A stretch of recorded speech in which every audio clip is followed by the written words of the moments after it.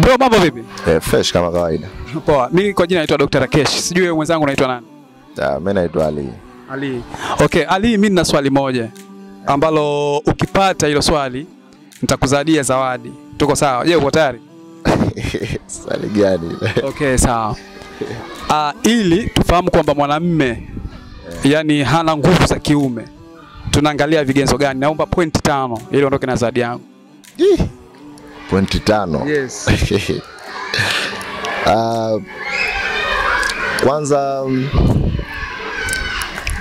hata anapokuwa anafanya lile tendo, yes, anapomaliza ile raundi yake ya kwanza, ile hamu ya kuendelea tena na raundi ya pili pia anakuwa hana. Okay.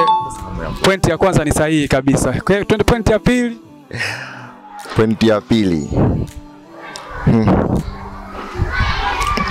Hata anapotokezea amefanya lile tendo, yani inapofika ile time ya kuejaculate, yes, sometimes hata kuwa yani kuejaculate pia hawezi, ama akiejaculate anaejaculate just kidogo.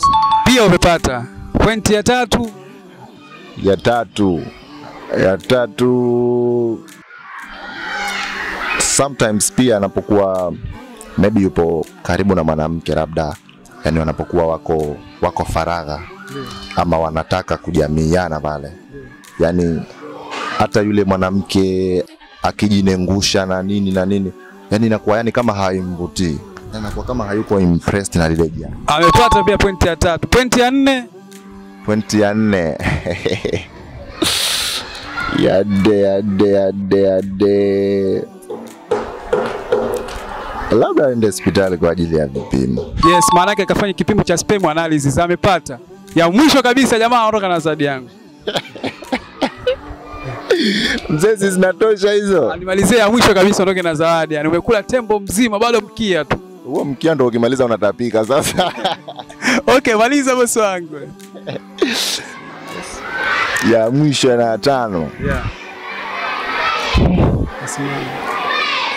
Anakuwa hawezi kusimamisha. Yes, kapata bwana. Kaondoka na zawadi yangu. Wewe member Yes for Life.